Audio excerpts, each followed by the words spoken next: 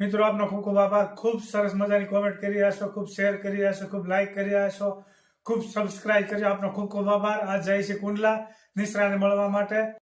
નિશ્રા ક્યાં ગઈ? લે હા નિશ્રા ઘરે આવે છે કુંડલા. નિશ્રા શું કરજો? જય સોમનારાયણ બોલ. જય સોમનારાયણ કે દાદા હા બાકી મજી ન ખાવા સુરત કે મજી રોકાણા છે હું કામ બસ કામ કરવા માથું તો જો જય સોમનારાયણ. જય સોમનારાયણ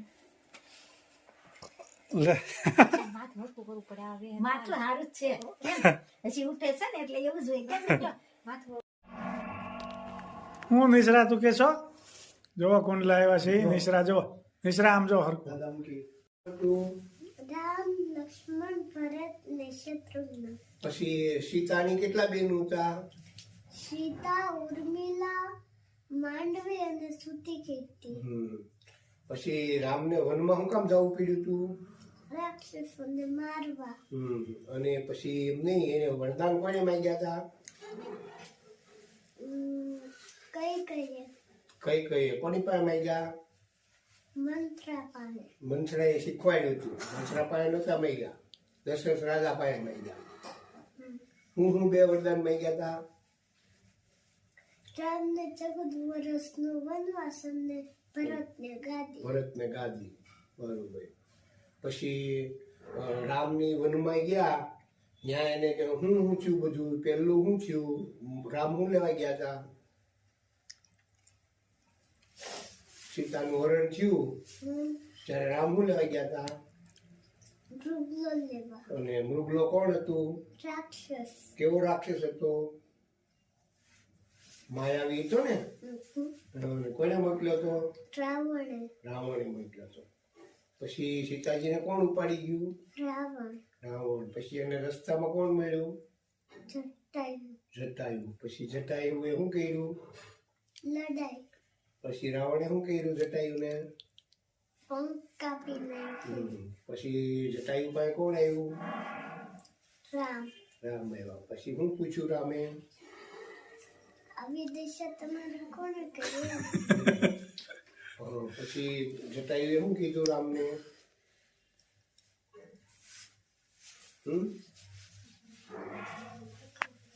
એક માયાવી રાક્ષસ નીકળ્યો તો એમાં બૈરા બેઠી અબળા સ્ત્રી હતી. અબળા સ્ત્રીને ઉપાડીને જાતો તો અને એને આવી દશા કરી કરી છે. એ રામ લક્ષ્મણ એમ બોલતા હતા. શું બોલતા હતા સીતાજી? રામ લક્ષ્મણ.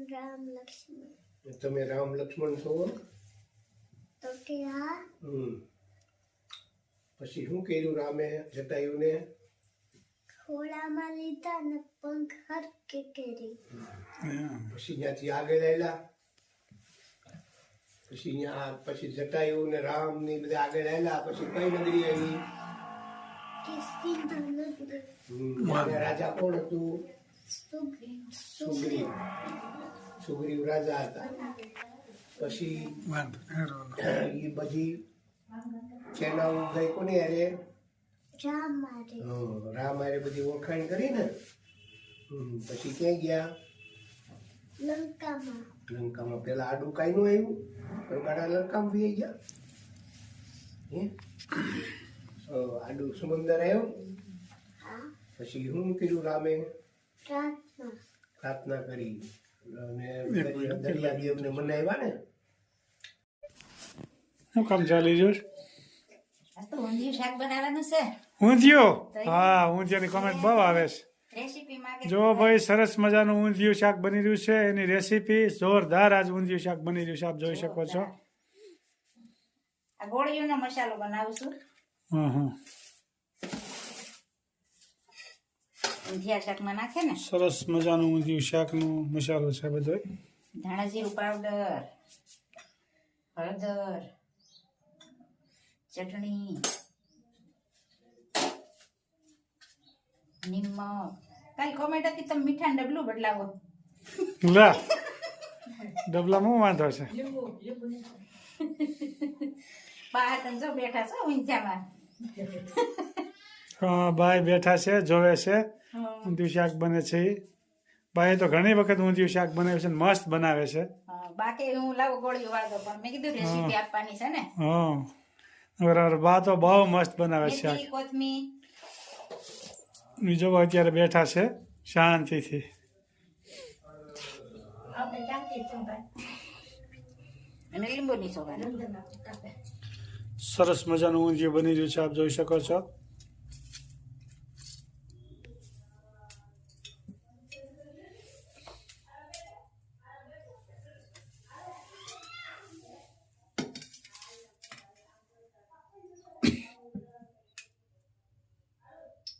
નાખી મેથી કોથમીર ચટણી હળદર ધાણા જીરું ચણાનો લોટ.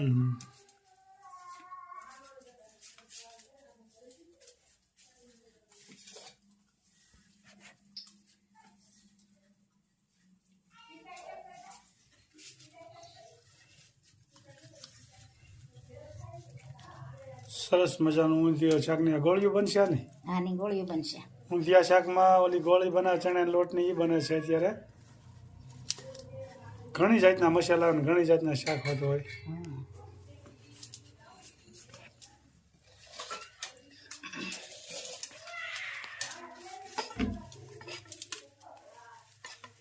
આમાં થોડુંક તેલ નાખવાનું ને થોડુંક પાણી. સરસ મજાનું ઊંધિયું શાક બની રહ્યું છે, આપ જોઈ શકો છો. દરરોજ બહેનોને કે નવી નવી કોમેન્ટ ચાલુ જ રાખજો. ઘણી કોમેન્ટ આવી એટલે નવી નવી આઈટમ બનતી રહે એમ. નવી નવી આઈટમ ચાલુ રહી તો ચાલુ જ રહે. લાડવાની છે, લાપસીની છે, તલની શીકીની છે. ઓહો, હજી તો સ્ટોક થઈ ગયો છે. એટલે 10-12 કોમેન્ટનો તો સ્ટોક થઈ ગયો છે. અત્યારે તો હવે બનાવી નથી પૂગતા એટલી કોમેન્ટનો સ્ટોક થઈ ગયો છે. બધાની કોમેન્ટ પૂરી કરશું અને બધું એક એક વસ્તુ દરરોજ બન્યા કરશે. બધું બન્યા કરશે. લાડવાની કેદુની છે, લાડવાની બાકી રહી ગઈ છે. હા હા. આ તેલ મૂક્યું છે, એમાં ગોળી વાળી તળવાની.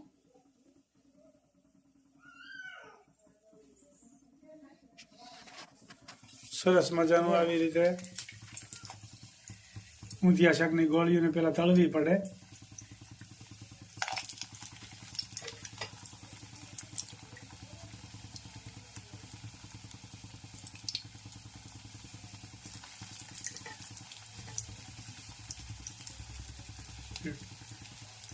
બસ હવે તળાઈ જાય પછી વઘાર કરશું. તે હવે બતાવશું. તળાઈ જાય પછી ત્યારે હવે વઘાર થાય ત્યારે હવે પાછું બતાવશું. શરૂ કરશું. સરસ મજાનું ઊંધિયું બની રહ્યું છે, આપ જોઈ શકો છો. ઠીક, વઘાર શરૂ થઈ ગયો છે. જરૂર. સરસ મજાનો વઘાર. આપણે ગોળીઓ બની ગઈ એમ ને. જોવા ગોળીઓ બની. આ તળી નાખ્યું પેલા. ઊંધિયા શાકનું આ સ્પેશિયલ છે આઈટમ. ગોળીઓ ચણાના લોટની હોય તો જ સ્વાદ આનો આવે. અને આમાં કેટલી જાતનું ભેળવ્યું છે. આમાં બતાવું આગળ વઘાર કરી લો. સરસ મજાનો વઘાર ચાલી રહ્યો છે. ઊંધિયું શાક બની રહ્યું છે, આપ જોઈ શકો છો. રાઈ ધાણા જીરું મેથી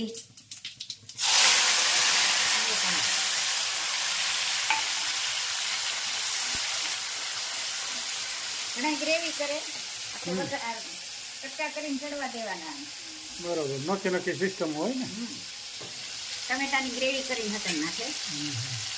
આપણે વઘાર કર્યો એમના. ઊંધિયું શાક બની રહ્યું છે સરસ મજાનું.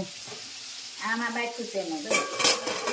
આ ઊંધિયા શાકનું પેલા બાફવું પડે બધું. હા, પેલા બાફું પેલા પડે. બાફવું બધું. રીંગણા છકરિયું કેટલી વસ્તુ છે. વાલોળ બટેકું વટાણા ને તુવેર એ મસ્ત બફાઈ ગયું. અને આમાં બટેટા સક્કરિયા રીંગણા વાલોળ. આ પાપડી વાલોળ કહેવાય. સુરતી વાલોળ ઝીણી હોય ને ઈ. અંદાજે 10 જાતના હશે શાક. હા, 5-6-7 જાતના હશે. 7 જાતના શાક છે આમાં બધા છે ઊંધિયા શાકના. અને આ ગોળી બનાવી છે એ ચણા લોટની તો એક્સ્ટ્રા.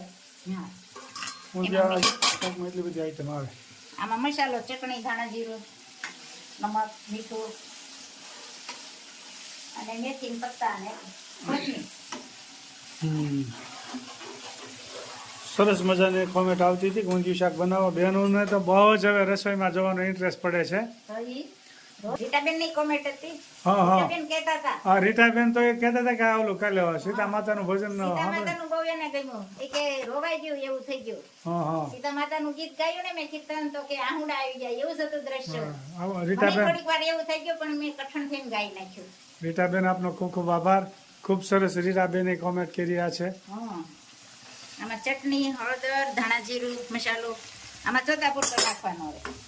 આમાં નાખ્યો હોય થોડુંક નમક આમાં બાફામાં નાખ્યું હોય એટલે આ ટમેટા સડી જાય પછી આગળ મિક્સ કરશું બધું. જોરદાર ઊંધિયું બની રહ્યું છે ભાઈ. આ ખીર ઉપર આવું જ બને. હા મકર આપણે તો સંક્રાંતિ કામમાં આવે વેસે સતન ઊંધિયું તૈયાર નથી. પેલા નો આવતું બધા ઘરે બનાવતા. હવે લોકો બજારેથી તને લઈ આવે.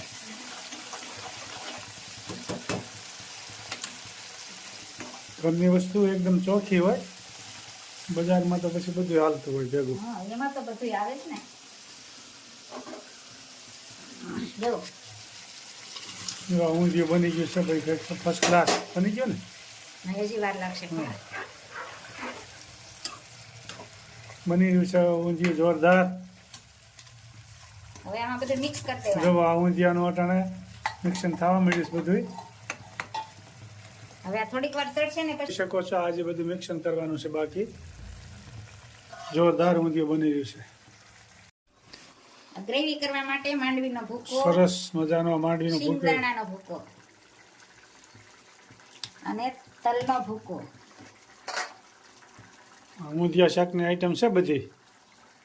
7 જાતના શાક આવે, 2 જાતનો ભૂકો, 1 જાતની ગોળી, એટલે કુલ થઈને 10-12 થઈ ગયું. ચવાણાનો ભૂકો આવશે. 94. ઓહો બહુ જાજુ તો. તો રસો થાય ને આ બધું નાખી તો થોડો થોડો રસો થાય. એમાં થોડીક વાર સડવા દેવાનું ને પછી આપણે બાફેલું છે ને એ મિક્સ કરીશું. ટોટલ 12 જેટલી વસ્તુ આમાં ગળવાની થાય બધી થઈને. જોરદાર ઊંધિયું બન્યું છે. આ બધું જે મિક્સ કરવાનું બાકી છે તો તૈયાર થાય ને ત્યારે બતાવીશું. ખૂબ સરસ મજાનું ઊંધિયું બની જોઈ શકો છો. સરસ મજાનું ઊંધિયું બની ગયું છે. વહેલા જમવા પધારો. જય સ્વામિનારાયણ. ખૂબ સરસ મજાનું ઊંધિયું મહારાજને ધરાવી રહ્યા છે, સ્વામિનારાયણ ભગવાનને. આપ જોઈ શકો છો. ખૂબ સરસ મજાનું ઊંધિયું શાક સ્વામિનારાયણ ભગવાનને ધરાવી રહ્યા છે. ઊંધિયું શાક, પાપડ, રોટલો, છાશ, લીંબુ, મૂળો, જવ. ગાજર, બીટ. જય આઈ શ્રી ખોડિયારમાં. આજ તો ગામમાં શાક લેવા ગઈ હતી ને. આ તો ગાજર પુષ્કળ ને જતું. બીટ ને મૂળા ખૂબ ને સરસ. બધુંય છે. લાઈક કરો, શેર કરો, સબસ્ક્રાઇબ કરો અને કોમેન્ટ કરો અને જમવા પધારો. Bye bye.